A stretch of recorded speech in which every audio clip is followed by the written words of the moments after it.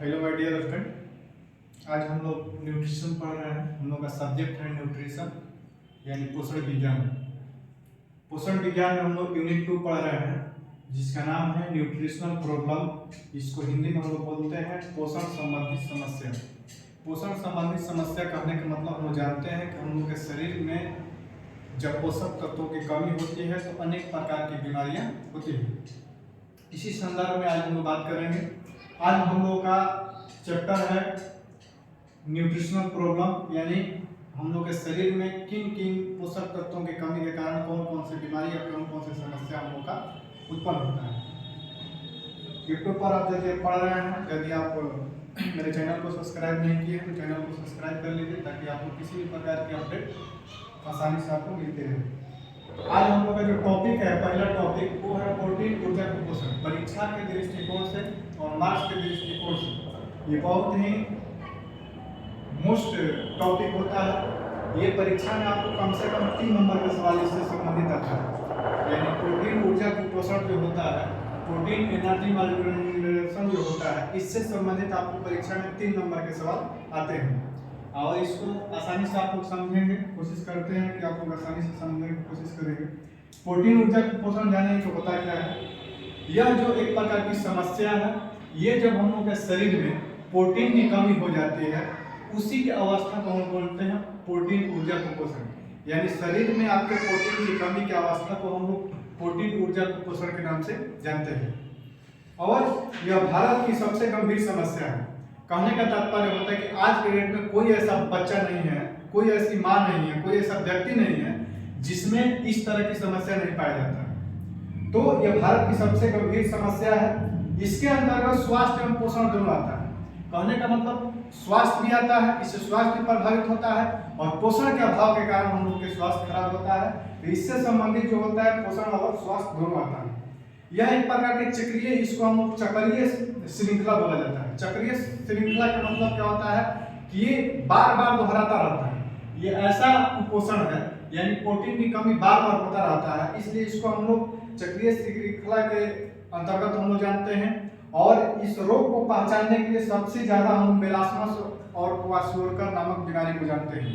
कहने का मतलब होता है कि जो मेलास्मस और क्वाशोरकर रोग जो होता है वो प्रोटीन की कमी के कारण होता है। कहने का मतलब होता है, उदाहरण के तौर पर हम जानेंगे कि आज के भारत में कोई ऐसा बच्चा नहीं है, मैक्सिमम बच्चा लोग में देखा जाता है कि प्रोटीन की कमी हो जाती है। प्रोटीन की कमी हो जाती है, प्रोटीन के साथ साथ और पोषक तत्वों की कमी हो जाती है, जिसकी वजह से अनेक प्रकार के उसको कुपोषण का शिकार होना पड़ता है, जो कि भारत के लिए सबसे बड़ी समस्या भी है। और भारत इससे जूझ भी रहा है क्योंकि भारत में कोई ऐसा बच्चा नहीं है जिसमें कुपोषण का उसमें लक्षण नहीं है, सब लगभग पाया जाता है। उसके बाद यह बच्चे को ज्यादा प्रभावित करता है।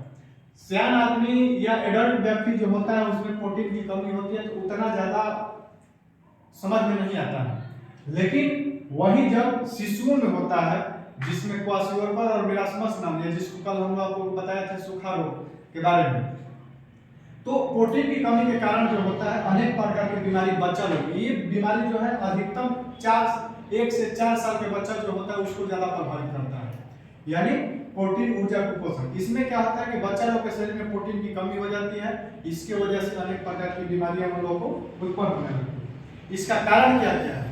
इसका कारण दुगुना, यानी कि प्रोटीन ऊर्जा कुपोषण, यानी हम लोग के शरीर में प्रोटीन कमी होने की या प्रोटीन न बनने की या प्रोटीन की पूर्ति न होने की अनेकों कारण है। अनेकों कारण में दुगो कारण मुख्य रूप से है। वो कौन कौन कारण है तो हम लोग जानेंगे। यानी मुख्य रूप से कौन कौन कारण है तो सबसे पहले जानेंगे मुख्य कारण है, मेन कॉजेज इसका क्या क्या है। तो सबसे पहले हम लोग इसको जानेंगे कि हम लोग देखे होंगे कि आज के डेट में हम लोग जो खाना खाते हैं उसमें गुणवत्ता नहीं है, यानी कि आहार में गुणवत्ता न होने के कारण से भी हम लोग इसका शिकार होते हैं। जैसे कि मान लीजिए कि आप प्रोटीन युक्त भोजन कर रहे हैं लेकिन उसमें प्रोटीन है कि नहीं है इस चीज को हम लोग नहीं जान पाते हैं। ये हम लोग की सबसे बड़ी समस्या आज के डेट में कि हम लोग जो भी पोषक आहार या जो भी पोषक तत्व हम लोग यूज करते हैं या प्रयोग में लाते हैं उसमें पर्याप्त मात्रा में हम लोग को ऊर्जा नहीं मिल पाता, पर्याप्त मात्रा में उसका गुणवत्ता भी नहीं मिल पाता है, ये भी एक मुख्य कारण है। उसके बाद संक्रमण, बार बार बच्चे लोगों में संक्रमण हो जाता है। जैसे हम लोग जानते हैं कि मौसम चेंज होना या बच्चा खेलते कूदते या किसी चीज से मतलब संपर्क में आता है तो अनेक प्रकार के लोग के संक्रमण आता है, और जब जब संक्रमण आता है तो उसमें प्रोटीन की ह्रास होता है, उसके वजह से भी प्रोटीन की कमी बच्चा लोग में ज्यादा होता है। उसके बाद अतिसार, अतिसार मतलब डायरिया। यदि डायरिया होगा तो पैखाना और उल्टी दोनों होगा। उस अवस्था में आपके शरीर की प्रोटीन में कमी आती है और बच्चा लोग प्रोटीन ऊर्जा कुपोषण के शिकार हो जाता है। उसके बाद खसरा है, श्वसन संक्रमण है, पेट में कीड़ा पड़ना है। उसके बाद अनेक प्रकार की ये सब समस्या है जो कि मुख्य रूप से बच्चा लोगों को प्रभावित करती है और प्रोटीन की कमी को करता है। और प्रोटीन की कमी में मुख्य रूप से बच्चा लोग में डायरिया हुआ या उन लोग के उचित पोषाहार हम नहीं दे पाते हैं या गुणवत्ता युक्त हम लोग उन लोग पोषाहार नहीं दे पाते हैं, तो इसके वजह से हम लोग को ये सब बीमारियां होती हैं। उसके बाद सहायक कारक, ये तो मुख्य कारक हो गया कि यदि हम लोग अच्छा यानी उच्च क्वालिटी के यदि प्रोटीन युक्त हम लोग आहार नहीं देंगे तो प्रोटीन की कमी होगी। बार बार बच्चा को संक्रमण होता रहेगा तो उस अवस्था में प्रोटीन की हानि होगी, तो ये हम लोग का मुख्य रूप से। उसके बाद सहायक रूप में जो क्या होता है, सहायक रूप में होता है अस्वस्थप्रद आदतें। जैसे कि क्या होता है कि बहुत सारा ऐसा चीज होता है जैसे हम लोग जानते हैं कि आज के डेट में बच्चा लोगों को हम लोग उचित पोषाहार न देकर उल्टा पुल्टा खाना खिलाते हैं, जैसे चाउमीन हो गया, बर्गर हो गया, ये सब अन्न जितना भी सामान है ये सब यूज करने से क्या होगा, इससे क्या होगा कि बच्चा लोगों को जिस चीज की जरूरत है वो पूरा नहीं हो पाएगा और जो चीज की जरूरत नहीं है वही उसके शरीर में चला जाएगा, तो ये भी एक समस्या है। उसके बाद अस्वस्थप्रद पर्यावरण, यदि जिस पर्यावरण में आप रह रहे हैं और वो पर्यावरण आपके लिए स्वच्छ नहीं रहेगा तो आपको अनेक प्रकार की बीमारियां, प्रोटीन तो होगा ही, इसके अलावा और सारी बीमारियां होंगी। इसलिए अपने आसपास के वातावरण को साफ सुथरा, यानी बच्चा लोगों के हम लोग रख रखाव जब करते हैं तो उसके समय समय पर उसको स्नान कराना, उसके कपड़े को धोना, आयरन करना, इन सब चीजों को हम लोग को लाना चाहिए। इससे क्या होगा कि यदि पर्यावरण आपके अनुकूल रहेगा तभी आप स्वस्थ रहेंगे। यदि आपके पर्यावरण प्रतिकूल आपके हो जाएगा आप उसमें स्वस्थ नहीं रह पाएंगे। ये भी एक होता है अस्वस्थ पर्यावरण। यदि आप निगेटिव पर्यावरण में निवास कर रहे हैं, यदि वहां पर पर्यावरण स्वच्छ हवा नहीं मिलेगा, स्वच्छ पानी नहीं मिलेगा, स्वच्छ आपको खाना पीना नहीं मिलेगा, तो उस अवस्था में भी आपको प्रोटीन ऊर्जा कुपोषण या अनेक प्रकार के कुपोषण के शिकार होना पड़ेगा। उसके बाद परिवार का आकार बड़ा हो जाना, यदि परिवार का आकार बड़ा होगा तो उस अवस्था में भी आप अच्छा से अपने भरण पोषण नहीं कर पाएंगे। जैसे हम लोग देखते हैं कि बड़ा परिवार रहता है तो हम लोग चाह कर भी अपनी आवश्यकताओं को पूर्ति नहीं कर पाते हैं, यानी आवश्यकताओं को पूर्ति हम जितना चाहिए उतना नहीं हो पाता है। तो ये भी एक बड़ा कारण है कि यदि परिवार का आपका आकार बड़ा होगा तो उस अवस्था में आप पोषक आहार तत्वों की कमी होगी, उसमें बच्चा लोग को देख हम लोग कम कर पाते हैं, उस अवस्था में बच्चा को पोषण का शिकार हो जाता है। उसके बाद मातृ स्वास्थ्य पर ध्यान न देना। मातृ स्वास्थ्य पर ध्यान न देने का मतलब होता है गर्भावस्था, यानी जब से बच्चा पेट में होता है, कहने का मतलब जब मां प्रेग्नेंट होती है उस समय से लेकर और बच्चा प्रसव होने के बाद उसके साथ ही साथ जब तक बच्चा 5 साल तक नहीं हो जाता है तब तक उसको देखरेख करना चाहिए। इस अवस्था में बहुत सारी ऐसी माँ होती हैं जो अपना केयर नहीं कर पाती, काम के कारण या बहुत सारा ऐसा कारण होता है जो समस्याएं होती है। तो इस अवस्था में यदि आप केयर नहीं करेंगे तो उस अवस्था में जो बच्चा होगा उसमें प्रोटीन ऊर्जा कुपोषण की समस्या हो सकता है। उसके बाद स्तनपान न कराना। आज के डेट में फैशन बन गया है कि दूध न पिलाना। देखे हम कि आज के डेट में 90% बच्चा बच्ची जो भी हो रहा है पैदा वो लोग को सीधे एक बार मतलब नेपुल से हम लोग करने लगते हैं, बाहरी दूध देने लगते हैं, जबकि ये गलत है। कम से कम 6 माह तक माँ का दूध होना जरूरी है। 6 माह तक कम से कम माँ का दूध पीना बच्चा के लिए जरूरी है। तो ये भी एक कारण है कि माँ का दूध नहीं मिल पाता है, ये भी प्रोटीन ऊर्जा कुपोषण के मुख्य कारण है। उसके बाद हम लोग देखे होंगे कि बाहरी जब हम लोग दूध खरीदते हैं तो बाहरी दूध में ज्यादा पानी मिला दिया जाता है। जैसे ये लगता है कि हम दूध पी लिए, लेकिन उसमें क्या होता है कि दूध आप नहीं पिया, आपने पानी पी लिया। तो उस अवस्था में भी ये बीमारी होने की संभावना बनी रहती है कि बच्चा का तो पेट तो भर जाता है, वो रोता नहीं है, लेकिन उसके शरीर में जितना ऊर्जा की जरूरत थी वो ऊर्जा पूरा नहीं हुआ। तो इस अवस्था में भी प्रोटीन ऊर्जा कुपोषण का शिकार बच्चा लोग को होना पड़ता है।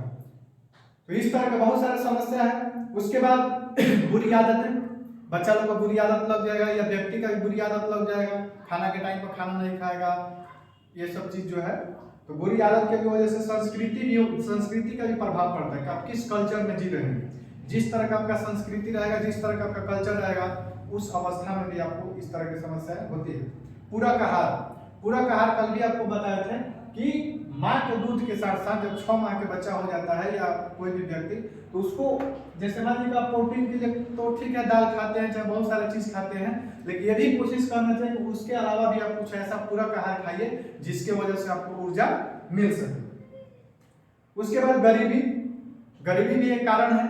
गरीबी की वजह से व्यक्ति अपने आवश्यकताओं को पूरी नहीं कर पाता है, इसके वजह से प्रोटीन ऊर्जा को पोषण हो जाता है।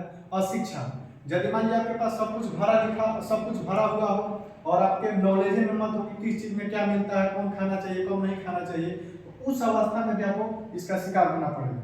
साथ ही साथ जागरूकता का भाव का मतलब होता है कि लोग में जागरूकता नहीं रहेगी, तो उस अवस्था में भी इसका, जैसे आज के डेट में हम लोग देखे हो कि राशन मिलता है, यानी डीलर के पास आप जाएंगे तो हर गांव में राशन मिलता है। उसके बाद आंगनबाड़ी केंद्र पर राशन मिलने लगा, उसके बाद सरकारी जगहों पर मिड डे भोजन मिल रहा है।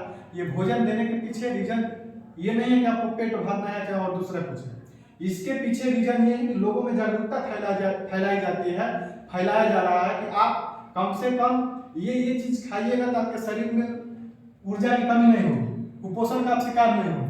तो ये एक प्रकार की जागरूकता है, यानी लोगों को जागरूक करने के लिए हम राशन बांटते हैं या आंगनबाड़ी केंद्रों को माँ और बच्चा लोगों को दिया जाता है। वो देने के पीछे रीजन यही रहता है कि लोगों में जागरूकता है, लोगों को ये समझ आए कि लोग अपने से भी इस खरीद को खाए ताकि उसमें पोषक तत्व जो मिलता है वो मिलता है। तो इस तरह से हम लोग का रहा प्रोटीन ऊर्जा को पोषण, और परीक्षा के दृष्टिकोण से आपको प्रोटीन ऊर्जा को पोषण बहुत मोस्ट क्वेश्चन है, और ये टॉपिक जो है आपको 3 नंबर के सवाल लगभग इससे आते हैं। इसमें आता है प्रोटीन ऊर्जा को पोषण पर टिप्पणी लिखें, तो आप लिख सकते हैं प्रोटीन ऊर्जा को पोषण क्या है, उसमें मुख्य कारण भी आप लिख सकते हैं कि इसका मुख्य कारण किन किन कारणों से होता है, सहायक कारण भी लिख सकते हैं कि बहुत सारे कारण हैं जिसकी वजह से हम, तो ये कहने का मतलब होता है कि प्रोटीन ऊर्जा को पोषण जो है ये एक प्रकार की बीमारी है, यह एक प्रकार की समस्या है जो कि भारत इससे जूझ रहा है। ठीक है, इसके पीछे सबसे बड़ा कारण यह है अशिक्षा। लोगों में शिक्षा नहीं है, लोग इस चीज को पढ़ते नहीं हैं, लोग इस चीज को जानते नहीं हैं, तो जानकारी के अभाव में क्या होता है, वो व्यक्ति इस सब फॉलो नहीं कर पाते, और फॉलो नहीं करते हैं तो ऊर्जा माने कमी हो जाती है और अनेक प्रकार की बीमारियां होने लगती है। ठीक है, इस वीडियो में इतना ही, फिर हम लोग मिलेंगे अगले वीडियो के साथ, तब तक के लिए।